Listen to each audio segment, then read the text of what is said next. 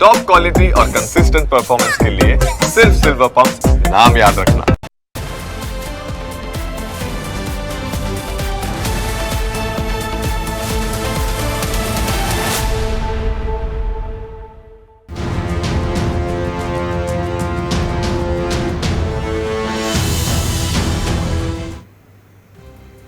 કેટલીક ઘટનાઓ તમારા આત્માને ઢંઢોળે છે, તમારા હૃદયને ઝકઝોળે છે, તમારા મનમાં આક્રોશ જન્માવે છે, કારણ કે ઘૃણાસ્પદ અને માનવતાને લવજનારા લોકોની કોઈ કમી નથી. કોઈ પોતાનું પાપ છુપાવવા માનવતા નેવે મૂકે છે, તો કોઈ સમાજમાં આબરૂ જવાના ડરથી નિર્દોષ નવજાત બાળકોના જીવ લઈ લે છે.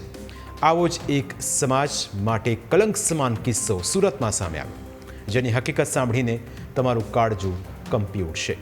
સુરતના કતારગામ વિસ્તારનો આ કિસ્સો છે, જેના સીસીટીવી ફૂટેજ પણ સામે આવ્યા.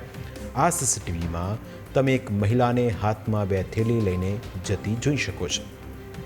આ સીસીટીવીમાં જોવા મળે છે કે તારીખ 24 મે 2026ના રોજ આ મહિલા રાત્રે 8:08 2 થેલી લઈને જઈ રહી છે. આ જોઈને સ્વાભાવિક રીતે કોઈને શું લાગે? તમે વિચારો કે આ મહિલા કદાચ શાક લઈને કે પછી ઘરનો કોઈ બીજો સામાન લઈને જતી હશે, પરંતુ હકીકત સાંભળશો તો તમારા હોશ ઉડી જશે. આ મહિલા તેના હાથમાં રહેલી પ્લાસ્ટિકની થેલીમાં 1 દિવસનું નવજાત બાળક લઈને કચરામાં ફેંકવા માટે જઈ રહી હતી. આ તે માં કે જેણે ન કરવાનું કામ કર્યું, જેણે બાળકને ગર્ભમાં સાચ્યું, પણ અધૂરા મહિને જ બાળકનો જન્મ થતાં તેને ફેંકી દીધું. કોઈ પારકું પણ આવા માસૂમ ફૂલ જેવા શિશુને તરછોડવાનું ન વિચારે, પણ આ કળિયુગી માએ તો માનવતાની સાથે સાથે માની મમતા પણ લજવી. તેણે આ માસૂમ નવજાત શિશુને કચરાના ઢગલામાં ફેંક્યું. પછી જે થયું તે આનાથી પણ ડરામણું છે. બીજા એક સીસીટીવી ફૂટેજ પણ સામે આવ્યા. મહિલાએ શિશુને ત્યજ્યા પછી 5.5 કલાક પછી 25 મે 2026ના રોજ રાત્રે 12:47 પ્લાસ્ટિકની થેલીને એક શ્વાન લઈને દોડતું જોવા મળે છે. એને ક્યાં ખબર હતી કે આ પ્લાસ્ટિકની થેલીમાં તેનો ખોરાક નથી, પણ એક નવજાત શિશુનો મૃતદેહ છે. આખા કેસમાં મહિલાની કરતૂતનો ભાંડો શ્વાનના આ સીસીટીવી ફૂટેજ ઉપરથી જ ફૂટ્યો. તારીખ 25 મે 2026ના રોજ રાત્રિના આશરે 1 વાગ્યાની આસપાસ કતારગામ વિસ્તારમાં ભક્તિનગર તરફ જતા રોડ પર એક પ્લાસ્ટિકની ફાટેલી થેલીમાં નવજાત શિશુ મૃત હાલતમાં બિનવારસી મળી આવ્યું. ઘટનાની ગંભીરતાને જોતા ચોક બજાર પોલીસ સ્ટેશનમાં ગુનો નોંધી તપાસ હાથ ધરવામાં આવી. સીસીટીવી ફૂટેજ અને ટેકનિકલ એનાલિસિસ કરતાં સામે આવ્યું કે શ્વાન આ થેલીને નજીકની અવધૂતનગર સોસાયટીની વાડી પાસેના કચરાના ઢગલામાંથી ખેંચીને લાવ્યા હતા. પોલીસે કચરાના ઢગલાની આસપાસના સીસીટીવી ફૂટેજ તપાસતા સામે આવ્યું કે એક અજાણી મહિલા હાથમાં પ્લાસ્ટિકની થેલી લઈને શાંતિનગર સોસાયટીમાંથી અવધૂતનગર તરફ આવી રહી હતી.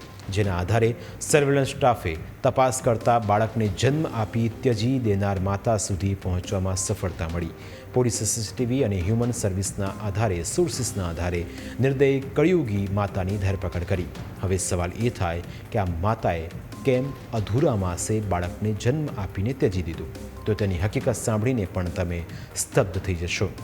આ મહિલાને વર્તમાન સમયે પુખ્ત વયના 2 સંતાનો છે અને 43 વર્ષની ઉંમરે પતિ દ્વારા ફરી ગર્ભ રહી જતા સમાજમાં આબરૂ જવાની બીક હતી. કોઈ શું કહેશે? સમાજ શું કહેશે? લોકો શું વિચારશે? પોતાના સંતાનો શું વિચારશે? આવા ડરમાં જીવતી મહિલાએ એક દિવસ ઘરમાં કોઈ હાજર નહોતું તે સમયે અધૂરા માસે બાળકને જન્મ આપ્યો અને ત્યારબાદ પોતાનું પાપ છુપાવવા નવજાત શિશુને પ્લાસ્ટિકની થેલીમાં પેક કરીને કચરાના ઢગલામાં ફેંકી દીધું. નિર્દયતાની હદ વટાવનારા આ કિસ્સામાં મહિલાને એમ હતું કે બાળકને ત્યજી દીધા પછી તેને હવે કંઈ નહીં થાય. તેને હતું કે કચરાના ઢગલામાં ક્યાં કોઈને કંઈ ખબર પડવાની છે, કચરો ક્યાંય જતો રહેશે. પછી તે કોણે નાખ્યો અને કોણે નથી નાખ્યો તેની ક્યાંથી ખબર પડશે? પણ કહેવાય છે કે પાપ કરો તો તેની સજા પણ ભોગવવી જ પડે. પરંતુ ભગવાને પણ આ શ્વાનને કચરાના ઢગલામાંથી પ્લાસ્ટિકની આ થેલી કાઢવાનું સુજાડ્યું અને તેના જ કારણે આજે મહિલાની કરતૂતનો ભાંડો ફૂટી ગયો. તેને સજા મળી શકી. હવે પોલીસના હાથે પકડાયા પછી આ મહિલાને કદાચ થતું હશે કે જો બાળકને જન્મ આપીને ઉછર્યું હોત તો સારું હતું. તેને કદાચ તેની ભૂલ સમજાઈ હશે, પણ આવા કિસ્સામાં ભૂલ ત્યારે જ સમજાય જ્યારે પોલીસ જેલના સળિયા પાછળ ધકેલી. કદાચ જો આ મહિલા પોલીસના પકડમાં ન આવી હોત તો તે આજે પણ બિંદાસ્તપણે ફરતી હોત.